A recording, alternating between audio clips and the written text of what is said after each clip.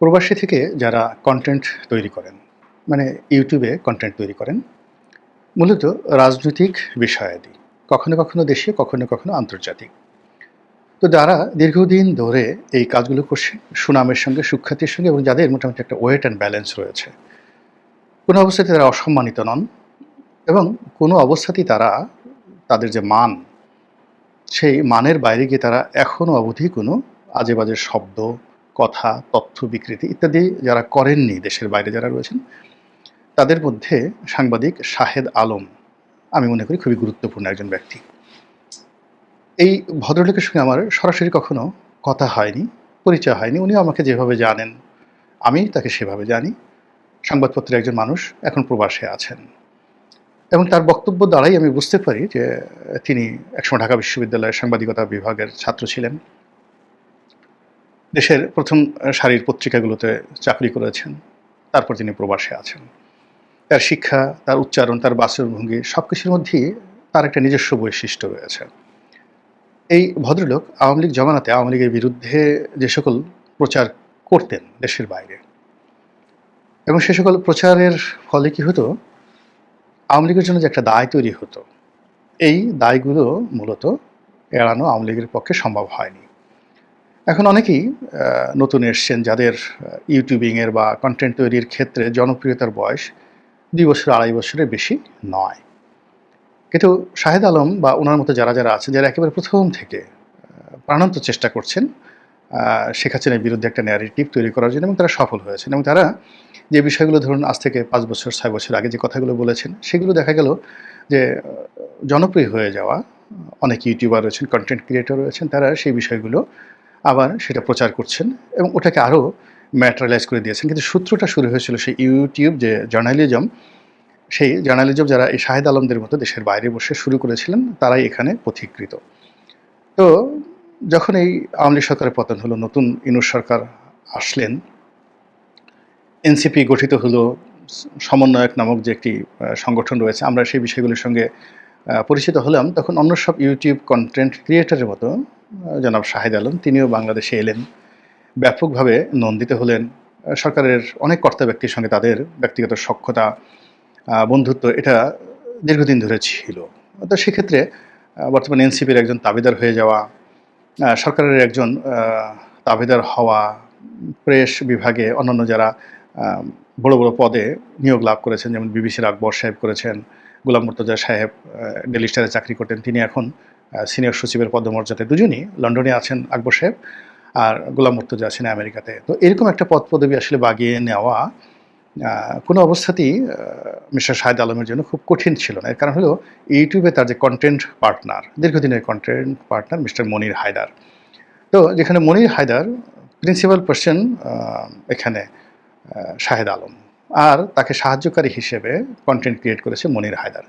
আর সংবাদপত্রে যদি শাহেদ আলমের সফলতা ধরেন, তো সেক্ষেত্রে মনির হায়দারের চেয়ে তার সফলতা অনেক নান্দনিক, অনেক বিস্তৃত। মনির হায়দার আলোচিত, কিন্তু শাহেদ আলম এর যে সংবাদপত্রে আমি যতটুকু জেনেছি বা দেখেছি, he had a very glorious time. অত্যন্ত সুন্দর একটা সময় তিনি কাটিয়েছেন বাংলাদেশের মূলধারার গণমাধ্যমে।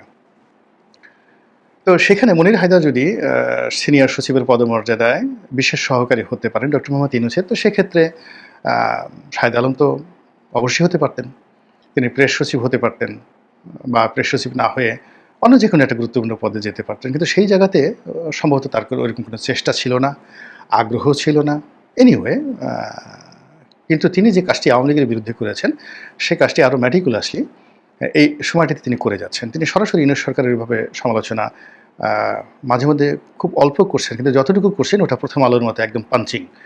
সঙ্গে সঙ্গে সেটা দেখা গেল যে ইউনূস সরকারের পক্ষে ১০০টা কন্টেন্ট তৈরি করা বা বিপক্ষে ১০০টা কথা অনেকে বলেন, কিন্তু সেই কথার সাথে শাহেদ আলম যখন এরকম একটা বিষয় তুলেন, একটা ন্যারেটিভ তুলেন, ওটা সরকারের জন্য একটা ভীষণ রকম বিব্রতকর পরিস্থিতি তৈরি হয়ে যায় এবং এখন সরকারের বিরুদ্ধে বাংলাদেশে বা দেশের বাইরে যে সকল ন্যারেটিভগুলো আসছে, সেই ন্যারেটিভগুলো যাকে বলা হয় এই শাহেদ আলমের সৃষ্টি। তিনি কোনোদিন নুনুজ বলেছেন কিনা আমি বলতে পারবো না, কিন্তু তার মুখে আমি ৩ ইঞ্চি শব্দটা শুনেছি। তো সেই ৩ ইঞ্চি শব্দটি এখন একটা জাতীয় শব্দে পরিণত হয়েছে। আরেকটি হলো তিনি আরেকটা ন্যারেটিভ, পিনাকি যেভাবে জয় বাংলা ন্যারেটিভ তৈরি করেছিল, ঠিক তদ্রূপ তিনি এখন আলবটর একটা ন্যারেটিভ তৈরি করে ফেলেছেন। তো আলবটর বললেই মানে মোটামুটি কাউকে যদি আল বদর হিসেবে গালি দেওয়া হয় আর শামস হিসেবে গালি দেওয়া হয়, রাজাকার বলে গালি দেওয়া হয়, ওটা না বলে যদি সেই আল বদরের কাউকে বা যে কোনো একটা নিরপরাধ লোকেও যদি কেউ পিছন থেকে বলে এই আল বটর কেমন আছিস, সঙ্গে সঙ্গে তার মাথায় আগুন ধরে যাবে এবং সে হাতের কাছে যা কিছু পাবে সেটাতে আঘাত করবে এবং তুইতে বলা শুরু করবে। এরকম বিরক্তিকর একটি শব্দ তিনি আবিষ্কার করেছেন, আল বটর। এখন এই আলবটর শব্দটি সারা বাংলাদেশে জামাত এবং শিবিরকে রীতিমতো সংক্ষুব্ধ, বিক্ষুব্ধ এবং তছনছ করে দিচ্ছে। তারা শাহেদ আলমকে নিয়ে খুব গালাগালি করছেন, বিরিয়ানি শাহেদ বলছেন, ইত্যাদি ইত্যাদি নানা রকম কথাবার্তা বলছেন, কিন্তু আলবটরের মতো এরকম শক্তিশালী শব্দ এখন পর্যন্ত তারা তৈরি করতে পারেননি। তারা হাত ঝুলাচ্ছেন, নাক ঝুলাচ্ছেন, বাবা মা তাহলে গালাগালি করছেন, নানা রকম কথাবার্তা বলছেন, কিন্তু আলবটরের মানে সমপর্যায়ের ন্যারেটিভ তৈরি না হওয়ার কারণে এখন আলবটর একেবারে সারা বাংলাদেশে মশহুর হয়ে গেছে এবং তিনি এই কাজগুলো করছেন। সাংবাদিকতার কতগুলো অ্যালগোরিদম আছে। যেহেতু আমি এই জগতে ছিলাম এবং শাহেদ আলম যেই সময়টাতে সংবাদপত্রের ক্যারিয়ার শুরু করেছিলেন তারও প্রায় 10 বছর আগে আমি সেই জগৎটা প্রায় ছেড়ে আসছি। আমি মানে 1989 সনে সংবাদপত্র জগৎ থেকে অন্য পেশাতে চলে এসেছি।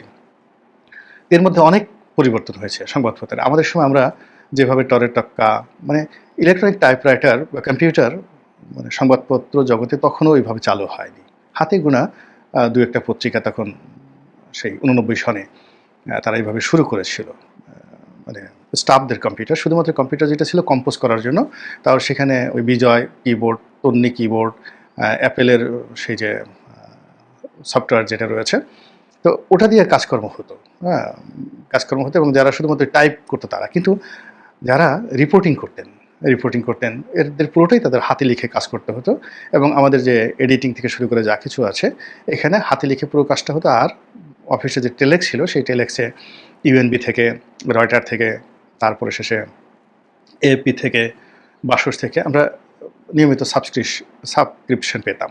মানে তাদের যে রিপোর্টগুলো ইংরেজিতে আসতো ওইগুলো আমরা অনুবাদ করতাম, ইন্টারন্যাশনাল এবং লোকাল নিউজ, তার সঙ্গে সঙ্গে রিপোর্টাররা যে রিপোর্টগুলো আনতো। আর দেশের বাইরে থেকে মফস্বলে যারা সংবাদ পাঠাতেন, তো তাদেরকে নিয়ে একটা মফস্বল বিভাগ ছিল এবং পত্রিকার মধ্যে সবচেয়ে আসলে মফস্বল যিনি ডেস্ক দেখতেন, মফস্বল সম্পাদক, তিনি যে কোনো কারণে প্রভাবশালী ছিলেন, অসাধারণ প্রভাবশালী ছিলেন। আর নিউজ এডিটর পত্রিকার ভেতরে আর পত্রিকার বাইরে গিয়ে দেখা গেল প্রেস ক্লাবে গিয়ে চিফ রিপোর্টার, এই পদবিগুলো 1989 সন পর্যন্ত ছিল। কিন্তু ইলেকট্রনিক্স মাধ্যম আসার পর, বিশেষ করে 21শে টেলিভিশন আসার পর এই পুরো থিমটা চেঞ্জ হয়ে যায়। একটা নতুন ধারার সাংবাদিকতা বা সংবাদপত্র শুরু হয়, যেটার সঙ্গে আমি আসলে পরিচিত নই। আমি 89 সন পর্যন্ত ওই জিনিসগুলো জানি। টরে টক্কা টাইপের যারা সাংবাদিকতা করতেন, তো ওই সাংবাদিকতা করতেন, অফিসে বসে একটা বেনসিনের সিগারেটের প্যাকেট রাখতেন, একটা বেনসিন সিগারেট ধরাতেন, খুব অভিজাত সাংবাদিক, এই পর্যন্তই। বিভিন্ন দূতাবাস থেকে একটু দাওয়াত ঠাত করা হতো, ভালো মধ্যে খাওয়া দাওয়া দিত, একটু ড্রিঙ্কস টিঙ্কস করাতো, আসার সময় কিছু উপহার দিত, একটা শার্ট বা গেঞ্জি।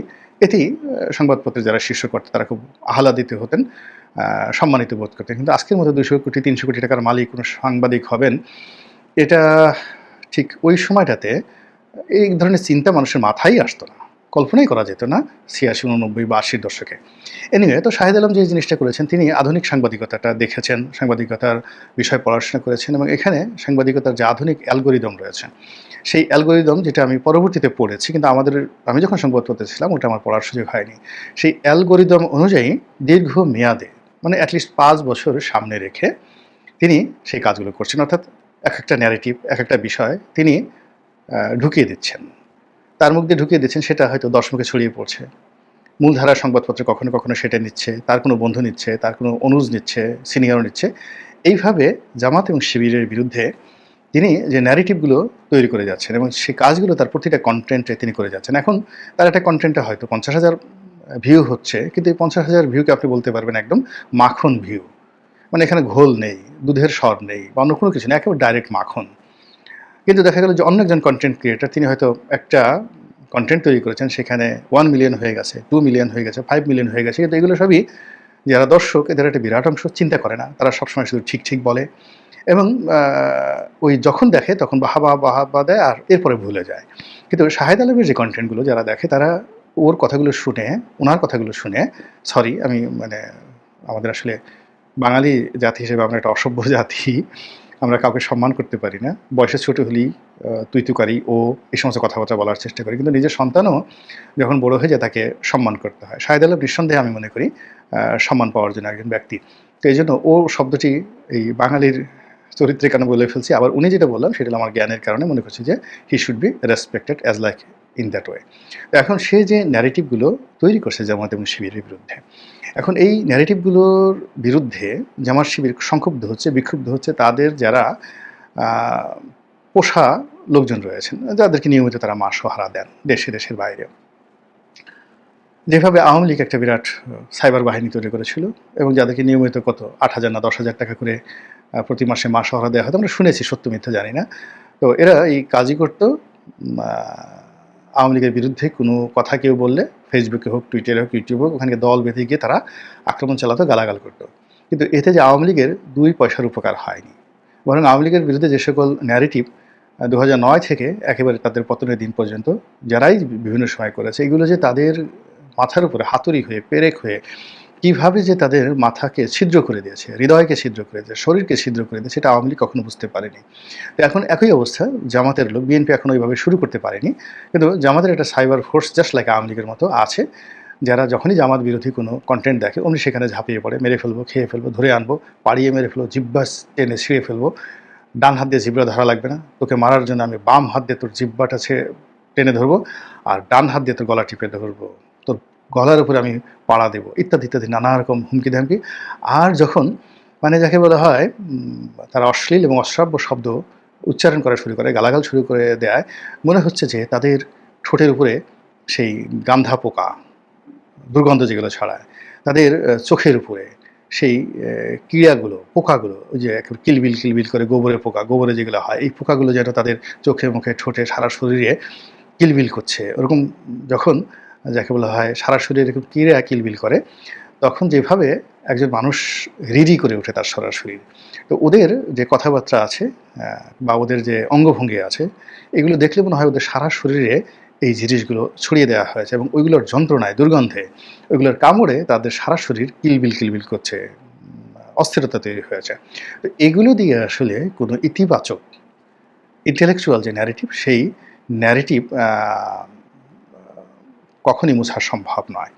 এখানে আমি নাম বলবো না, বেশ কয়েকজন জামাত বিরোধী ইউটিউব কন্টেন্ট ক্রিয়েটার রয়েছেন যারা যথেষ্ট শিক্ষিত, কিন্তু তাদের সাস্টেনেবিলিটি এবং যেটা বলা হয় কন্টিনিউটি,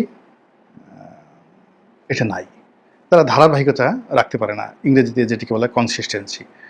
তো না থাকার কারণে কী হলো, বয়স্ক, শিক্ষিত, doctorate degree holder Shahed Alam সাহেবদের চাইতে অনেক অনেক লেখাপড়া জানা এবং সফল, ব্যক্তিগত জীবনে সফল, তারা বেশ কয়েকজন জামাতের বিরুদ্ধে অনেক কথা বলার চেষ্টা করেছেন, কিন্তু তারা কন্টিনিউটি রাখতে পারেননি, ধারাবাহিকতা রাখতে পারেন, এবং ওখানে সাংবাদিকতার অ্যালগোরিদমটা ব্যবহৃত হয়নি।